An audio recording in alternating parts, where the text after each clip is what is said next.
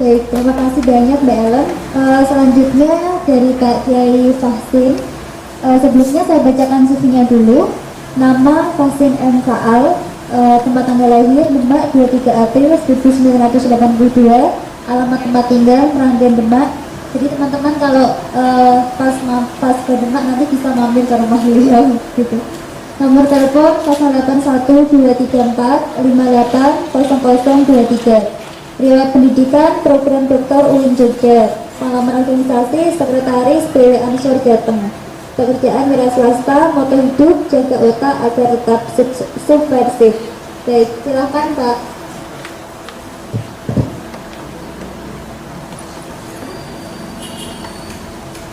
Terus Bismillahirrahmanirrahim. Assalamualaikum warahmatullahi wabarakatuh.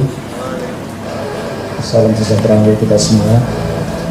Alhamdulillah siang hari ini kita bisa berkumpul tawajuh dalam forum yang sangat luar biasa ini untuk mendiskusikan buku karya sahabat saya Khairul Anwar, Berislam Secara Moderat. Pertama-tama saya nggak enak hati kalau dipanggil Kiai. Saya masih temannya Mas Anwar lah itu, jadi saya masih muda kira-kira. Kalau Kiai itu kan kesannya sepuh gitu kan, rendah hati, tapi enggak ya. Ya saya jangan-jangan enggak bisa ekstrim rendah hatinya itu. Pertama-tama saya ingin mengapresiasi buku ini dulu. Kalau catatan-catatan kritisnya tadi sudah dari Mbak Ellen ya. Pertama saya ucapkan selamat Mas Khairul Anwar atas terbitnya karya yang luar biasa ini. Semula saya menduga ini adalah karya tesis atau skripsi begitu, karena ditulis dengan sangat detail, dengan sumber yang sangat kaya. Tetapi ternyata bukan, ini kira-kira diskusi perkuliahan yang kemudian disarikan oleh beliau dan kemudian dicarikan rujukan sumber yang sangat berlimpah tadi, sehingga kemudian menjadi karya yang sangat menarik. Apresiasi ini saya ingin tekankan pada satu hal. Pertama adalah ini bisa jadi roadmap bagi teman-teman khalayak awam yang ingin berislam dengan benar. Jadi ini adalah peta jalan untuk berislam yang benar, itu kira-kira sumbernya dari sini salah satunya. Karena kalau kemudian kita berislam apa-apa kemudian langsung merujuk pada Rasulullah tanpa sanad, tanpa tasalsul keilmuannya, menjadi sangat kacau balau pemahaman keislamannya. Kalau kita belajar dari YouTube, belajar dari internet tanpa kemudian kita tahu, maka akan menjadi sangat repot pemahaman keislaman kita. Selain kemudian tentunya ada faktor barokah. Kalau tawajuh dengan guru, belajar dengan guru, tatap muka dengan guru, dengan kiai-kiai kita. Karena kiai kita berasal dari kiainya, kiai sebelumnya berasal dari kiai sebelumnya, sampai pada ulama, pada tabiin, para tabiin, sampai pada sahabat dan Rasulullah. Jadi ilmunya nyambung. Tidak lantas copy paste, ambil pengetahuan yang sangat sederhana, diambil dari YouTube dan internet dan kemudian difahami sebagai laku keseharian. Itu menjadi sangat salah. Nah, salah satu sumber yang kita bisa dapatkan adalah di buku ini untuk berislam dengan benar. Karena tidak hanya menjelaskan tentang wasatiyah ansih, tetapi Mas Khairul bisa menjelaskan dengan baik terkait dengan apa sesungguhnya moderasi beragama itu. Kemudian sumber-sumber, bahkan kemudian klaim kesejarahan juga ditampilkan, bagaimana Rasulullah membina hubungan yang baik dengan komunitas di luar Islam, dengan orang-orang Yahudi, dengan orang-orang Nasrani, dan seterusnya. Kemudian juga pada masa para sahabat, mereka berislam seperti apa, itu juga dirangkum dengan baik. Kemudian juga ada sumber di sini yang menjelaskan tentang bagaimana pola hubungan dengan kebudayaan.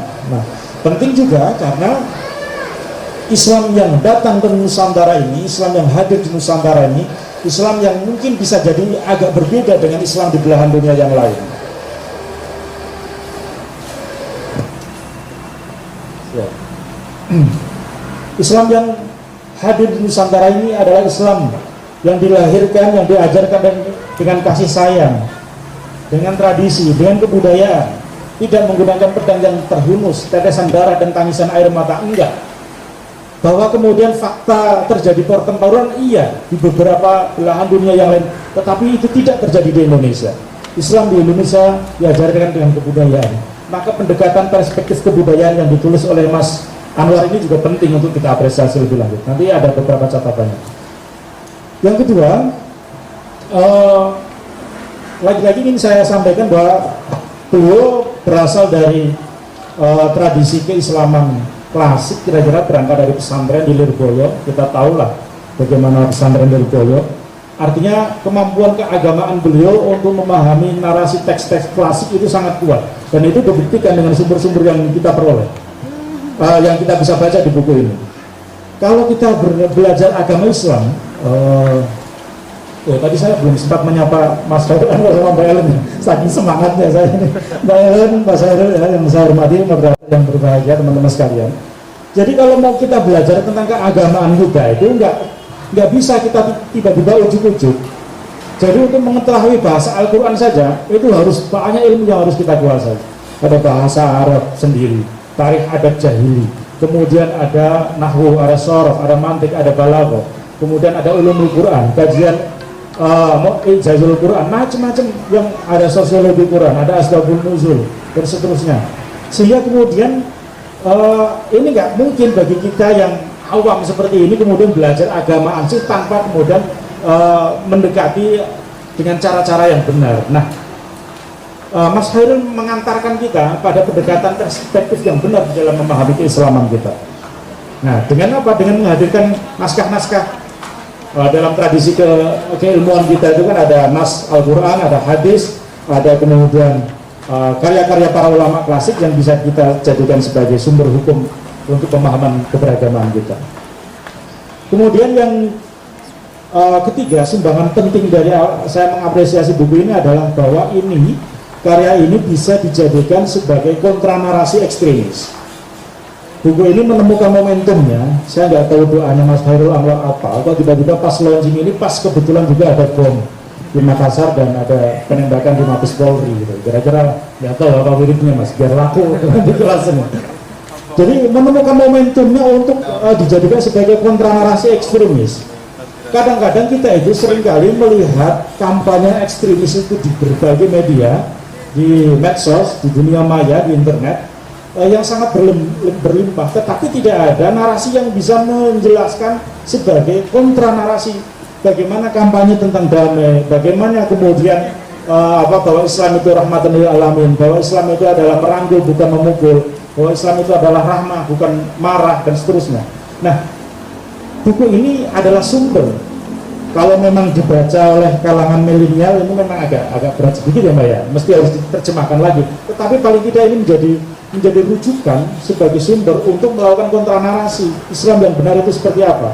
Jihad itu tidak melulu menggunakan bom, bahwa belajar itu adalah jihad, bahwa menjadi tukang parkir untuk menghidupi keluarga adalah jihad, bahwa beca adalah jihad, bahwa ke sawah adalah jihad.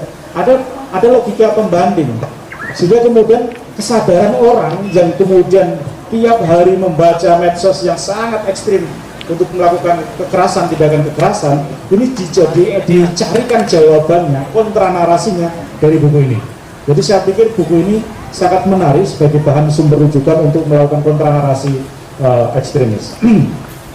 Kemudian teman-teman sekalian, nah kita pada praktek kesehariannya, fakta kemudian kita memang melihat apa yang dikisahkan oleh penulis yang menjadi latar belakang penulisan ini. Saya pikir memang kita juga merasakan bahwa kemudian pasca reformasi ini di Indonesia ada pasar bebas ide, pasar bebas gagasan, pasar bebas ekspresi keberagamaan.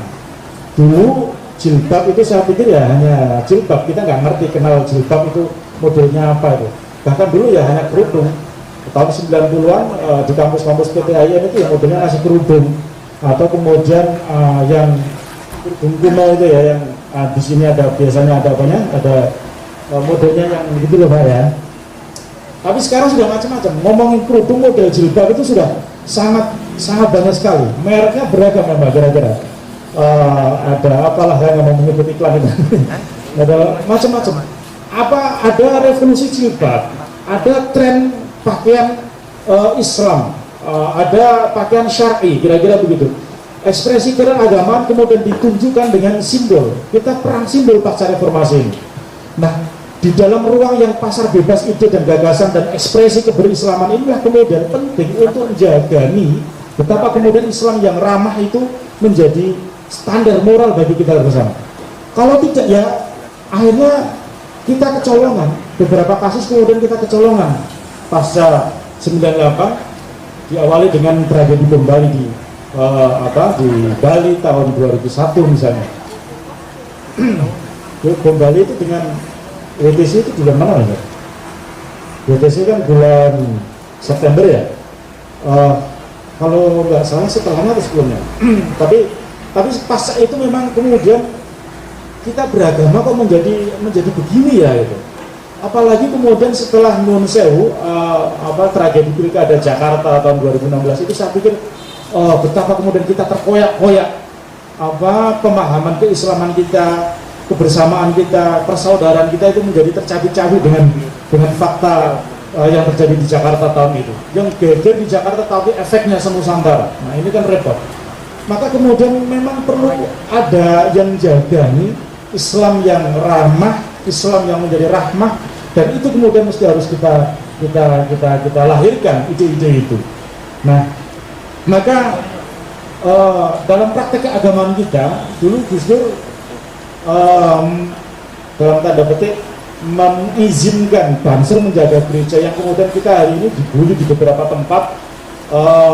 Akhirnya sampai beberapa tahun terakhir kita itu agak berani kira-kira karena diidentifikasi Banser dapat honor dari gereja, kira-kira begitu. Ini repot, bukan begitu. Kita itu bukan menjaga gerejanya semata-mata, kita menjaga keindonesiaan kita itu. Kita menjaga keindonesiaan kita, bukan menjaga gerejanya, bukan menjaga wiharanya, tetapi ini adalah menjaga keindonesiaan kita, menjaga keragaman kita, kebersamaan kita sebagai anak bangsa. Itu yang penting untuk kita catat. Maka praktek-praktek keagamaan yang toleran, yang ramah dengan sesuatu yang di luar kita itu penting untuk terus kita kembangkan sebagai karakter kebangsaan di Nusantara ini. Pekan lalu, awal pekan 3 hari yang lalu kalau nggak salah ini agak pikir Menteri Agama, kebetulan juga Ketua Umum Gerakan Pemuda Ansor, menyampaikan usulan dalam rapat Rakornas Kemenak yang tadi sore baru ditutup itu bahwa ya Kemenak ini kan bukan ormas Islam. Jadi kalau doa semua lintas agama itu diizinkan untuk berdoa begitu. Kemudian ada beberapa tokoh yang kemudian tersinggung. Gimana ini agama yang lain diberi ruang untuk berdoa begitu. Ya ini harus fair. Kalau baca statusnya Gus Yakut hari ini, silakan teman-teman baca itu. Ini kita harus fair memang bahwa Kementerian Agama itu ya kementerian seluruh umat beragama, bukan menterinya orang Islam saja begitu. Dan praktek itu tidak hanya hari ini diusulkan oleh Gus Yakut. Dulu ketika di India, Kesultanan Delhi di India zamannya Sultan Akbar, beliau sudah mengusulkan ada namanya tradisi Den Ilahi. Den Ilahi adalah sebuah komunitas antar umat beragama di mana kemudian beliau memfasilitasi seluruh umat-umat beragama untuk berdoa di tempat yang sama, di majelis yang sama, tetapi dengan cara yang berbeda-beda. Sultan Akbar sudah mengajarkan itu. Jadi ini orangnya kagetan, dengar usulannya Gus Yakut sudah kaget-kaget dulu, nggak ngerti sejarah, nggak paham hakikat apa yang kemudian, bukan mencampur adukan doa, bukan mencampur adukan peribadatannya, bukan, tetapi memberi peluang yang sama bagi anak bangsa ini untuk bersama-sama mendoa kepada Tuhan atas apa yang kita lakukan bersama. Itu kemudian catatan terakhir saya menegaskan apa tadi juga sudah disampaikan oleh Mbak Ellen, bahwa memang nalar Islam kita itu kalau tadi Mbak Ellen paling tidak memahami ada 2, yaitu berdasarkan wahyu dan berdasarkan rasionalitas. Tapi sesungguhnya di dalam nalar Islam itu ada 3. Ada tekstual atau ada wahyu, ada rasionalitas atau yang kemudian disebut sebagai burhani. Kalau wahyu itu adalah bayani, Dan yang ketiga adalah irfani, berdasarkan pengalaman batin, spiritualitas, ilham, berdasarkan mimpi. Itu ada yang model-model begitu, yang perspektifnya adalah tasawuf gitu. Nah, tiga hal ini memang kemudian kalau berdiri secara terpisah itu nanti munculnya yang ekstrim tadi, yang tekstual. Dulu era keemasan tekstualis, lahirlah pesantren, lahirlah fikih, lahirlah karya-karya luar biasa itu. Tetapi kemudian belakang tekstualis kok menjadi sangat sederhana, menjadi sangat tafsir terjemahan kemenak, kira-kira begitu. Menjadi sangat Al-Quran yang sangat sederhana tanpa kemudian dibarengi pemahaman tafsir yang kaya gitu. Kemudian Burhani juga begitu. Sekarang kok menjadi sangat ekstrim ya, sangat liberal ya. Menjadi pemahaman Islam yang sangat liberal. Kemudian Irfani juga begitu, orang itu kemudian menjadi asketis, menjadi acuh terhadap dunia, nggak mau tahu urusan dunia. Ini nggak benar.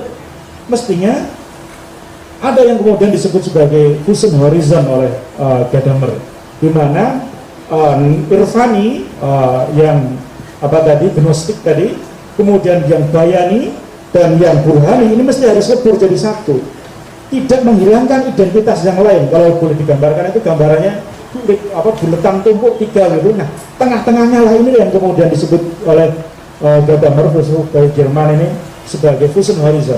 Harus melahirkan horizon baru, pemahaman keislaman yang irfaniyah, yang bayaniyah, yang burhaniyah. Ini mesti harus konteks harus ketemu dalam konteks sosial yang kita hadapi, yang kita jumpai. Bagaimana misalkan kasus misalnya bagaimana irfani, bayani, burhani dalam konteks melihat kemiskinan, melihat ketidakadilan, melihat korupsi, melihat kekerasan, melihat toleransi dan seterusnya. Sehingga kemudian ini menjadi utuh, berislam secara utuh, tidak serpihan-serpihan yang terpisah, yang kemudian antara irfani menyalahkan bayani, yang bayani menyalahkan yang liberal, yang burhani dan seterusnya. Nah, ini yang kemudian kita dorong bersama-sama bahwa keberislaman kita di Indonesia adalah semangat keberislaman yang bisa melahirkan fusion baru untuk kemanusiaan dan peradaban. Demikian, terima kasih. Assalamualaikum warahmatullahi wabarakatuh.